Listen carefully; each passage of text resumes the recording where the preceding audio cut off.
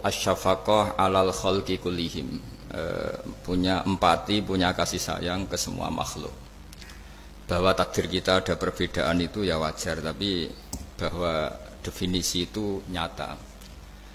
Tadi beliau menyebut termasuk satu saudara atau satu komunitas dengan makhluk-makhluk Allah yang lain. Pernah suatu saat Nabi memuji ada seorang nakal itu, diterima tobatnya Allah karena di jalan ketemu anjing, kemudian ngasih minum anjing itu dan Allah mengampuni. Meskipun secara hukum usul fikih tidak bisa digeneralisir, misalnya kalau minumin anjing 1 surga, kalau 100 tambah surga. Nanti lupa minumin manusia gara-gara kebanyakan minumin anjing gitu. Tapi apapun itu faktanya ada cerita di hadis seperti itu. Kemudian menyangkut komunitas internasional yang beberapa diantaranya tentu beda agama, beda keyakinan.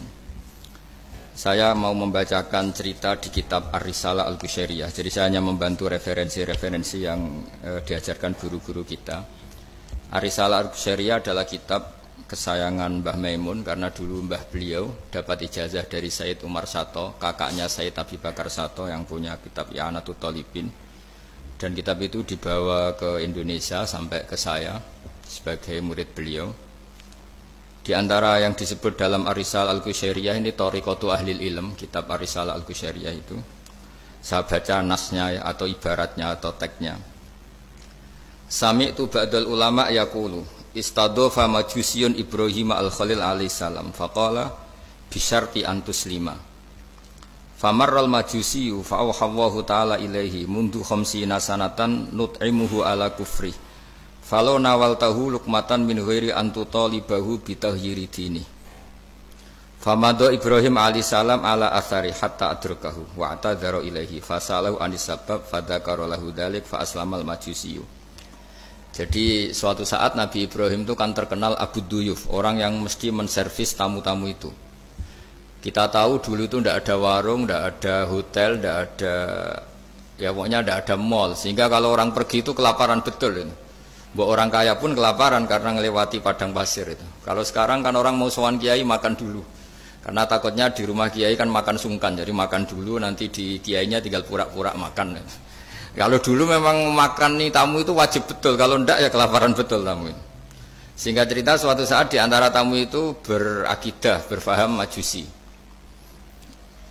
Atau beragama majusi lah gampangannya itu. Terus Nabi Ibrahim nggak mau, saya mau ngasih makan syaratnya Anda harus Islam gitu. Akhirnya orang ini putus asa kemudian meninggalkan Nabi Ibrahim.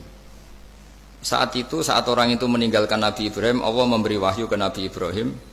Orang itu umurnya 50 tahun dan dia hidup karena tak kasih makan. Terus kata Allah, mundu khamsina sanatan nut'imuhu ala kufri. Saya yang Tuhan saja ngasih makan dia 50 tahun tanpa syarat dia harus Islam. Kamu baru dimintai makan sehari mensyaratkan Islam. Walhasil terus Nabi Ibrahim ngejar orang majusi itu, terus monggo-monggo makan di rumah saya. Singkat cerita terus orang majusi itu tanya, kenapa Anda berubah pikiran? Terus Nabi Ibrahim cerita bahwa beliau ditegur Allah kemudian harus melakukan itu. Jadi cerita-cerita seperti itu banyak. Dulu kita dengar para kiai sering cerita ketika seorang Yahudi rumahnya diusir Amr bin As untuk pembangunan masjid. Ketika lapor ke Sayyidina Umar, masjid itu yang mengambil tanahnya orang Yahudi harus dikembalikan ke orang Yahudi. Dulu guru-guru kita juga sering cerita Sayyidina Ali itu pedangnya dicuri sama orang Yahudi. Ketika ketemu di pasar atau di jalan, kemudian Sayyidina Ali yakin itu pedangnya, dilaporkan ke Qadhi Syurah. Setelah itu Sayyidina Ali diminta, buktinya apa? Saksinya siapa? Kalau itu pedang Anda, saksinya Hasan dan Husain. Tapi kata hakim, Sayyid Hasan Husain itu keluarga Anda, tidak sah jadi saksi. Zaman itu Sayyidina Ali masih berargumentasi, waqad qala Rasulullah sallallahu alaihi wasallam Hasanun wa Husainun sayyida syababi ahli jannah. Tapi kata Imam Surah, tetap standar saksi itu tidak boleh dari keluarga. Singkat cerita, qadhinya itu pakai standar hukum usul fikih, al-qaulu qaulu sahibil yad. Yang dibenarkan adalah yang sekarang megang barang itu. Ketika enggak ada saksi, al-musaddaq, yang dibenarkan al-qaulu qaulu sahibil yad, yang dibenarkan ya yang megang barang itu. Singkat cerita dimenangkan oleh orang Yahudi tadi.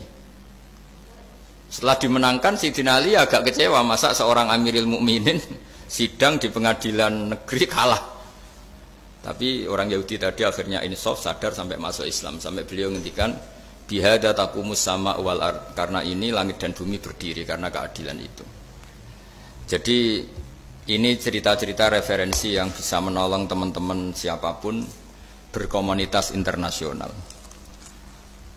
Karena pikiran saya sederhana ya, al ilmu yurisul ahwal, ilmu itu melahirkan sikap. Jadi kalau kita punya referensi yang cukup tentang toleransi, insya Allah kita hidup di mana saja punya toleransi, karena toleransi itu juga ajaran agama. Di antara yang diceritakan para guru-guru kita adalah ketika Nabi mau dibunuh oleh orang namanya Daksur atau Duksur, siapa nggak tahu KTP-nya saya. Kiai-kiai kalau baca Daksur. Ketika beliau sedang santai di satu tempat, tahu-tahu ada orang yang mengambil pedangnya kemudian bilang mayyamna'uka minni ya Muhammad, sekarang Anda sama saya berdua, siapa yang bisa menghalangi kamu? Nabi dengan rileks menghentikan Allah. Kemudian si Daksur ini gemetar, pedang jatuh, kemudian diambil Nabi. Sekarang ya Daksur, mayyamna'uka minni, yang bisa menghalangi kamu siapa? Orang itu bilang la ahada, tidak siapapun. Nabi dengan gampangnya fa'afa anhu, Nabi memaafkan. Padahal ini jenis harbi, jenis orang yang jelas punya niat bunuh. Terus artinya kita-kita yang ngaji di pesantren, saya ngaji di Mbah Maimun, punya Bapak Kiai Nur Salim, semuanya ngajarkan bahwa di mana-mana perang kekerasan itu ya karena kita diperangin. Udina lilladzina yuqatalun, karena kita diperangi kita boleh perang. Qatilul ladzina yuqatilunakum. Jadi yang boleh kita perangi ya zaman kayak kita dulu dijajah Belanda, dijajah Jepang zaman itu. Ketika sudah tidak ada penjajahan ya alasan itu sudah hilang karena mereka tidak merangi kita. Jadi apa ya, perang ya ada konteks rasionalitasnya, damai juga ada konteks rasionalitasnya. Tapi karena kita punya tradisi referensi, teman-teman yang di Jerman tak bantu, tadi ada kitab Arisalah Al-Qushairiyah, terus ada beberapa cerita-cerita tadi kayak Daksur. Kalau ayatnya jelas ya, jelas qatilul ladzina yuqatilunakum wa in janahu lisalmi fajnah laha wa tawakkal 'ala Allah. Bahkan seperti yang diceritakan Profesor Quraisy tadi, yang sedang kita benci pun bisa saja suatu saat teman. Dalam surat Mumtahanah itu atau Mumtahinah ada ayat asawwau ayyaj'ala bainakum wa bainal ladzina ataitum minhum mawaddah. Bisa saja orang yang sekarang kamu benci suatu saat kamu cintai. Wallahu qadir, itu Allah Maha Kuasa. Dan tadi saya menambahkan yang dikatakan Profesor Quraisy tentang belajar. Dulu Nabi itu enggak puasa Asyura.